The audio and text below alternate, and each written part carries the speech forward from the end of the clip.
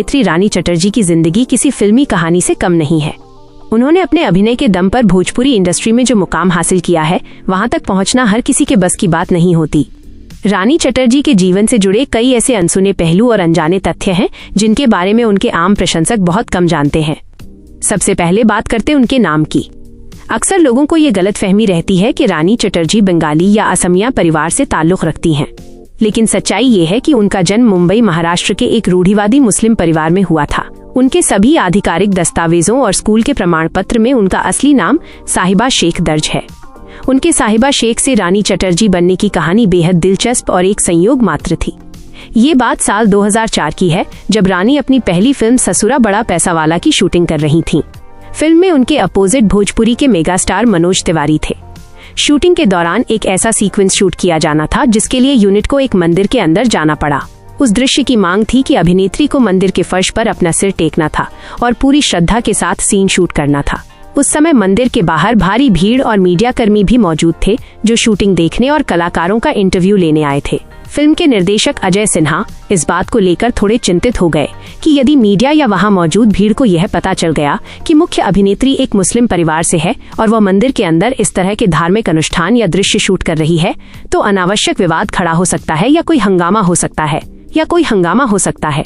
स्थिति को तुरंत संभालने और किसी भी अनचाहे विवाद से बचने के लिए निर्देशक ने मीडिया द्वारा नाम पूछे जाने पर तुरंत उनका नाम रानी बता दिया।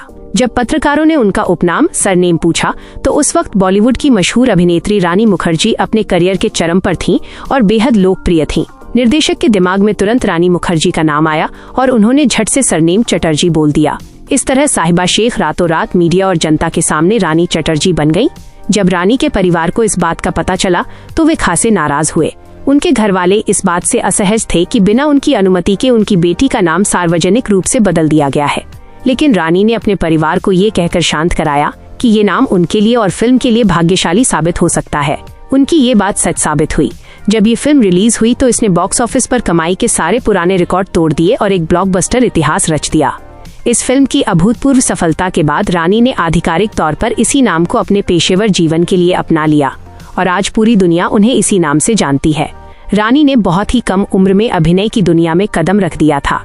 जब उन्होंने अपनी पहली फिल्म साइन की थी तब वो किशोर अवस्था में थीं। बिना किसी फिल्मी बैकग्राउंड और गॉडफादर के इंडस्ट्री में अपनी जगह बनाना उनके लिए आसान नहीं था। शुरुआती दिनों में उन्हें भारी संघर्ष का सामना करना पड़ा, लेकिन उनकी मेहनत और लगन ने उन्हें भोजपुरी सिनेमा की शीर्ष अभिनेत्रियों की पंक्ति में लाकर खड़ा कर दिया। वो एक समय में भोजपुरी इंडस्ट्री की सबसे ज्यादा फीस लेने वाली अभिनेत्रियों में गिनी जाने लगी। अपने 2 दशक से अधिक लंबे करियर में उन्होंने 200 से अधिक फिल्मों में काम किया है, जिनमें देवरा बड़ा सतावेला, नागिन, रानी नंबर 786, छैला बाबू और रानी चली ससुराल जैसी कई सुपरहिट फिल्में शामिल हैं। फिल्मों के अलावा उन्होंने डिजिटल प्लेटफॉर्म और टेलीविजन की दुनिया में भी अपने कदम सफलतापूर्वक रखे। उन्होंने लोकप्रिय वेब सीरीज मस्तराम में काम करके खासी सुर्खियां बटोरी, जिसके बाद उनकी लोकप्रियता में और इजाफा हुआ।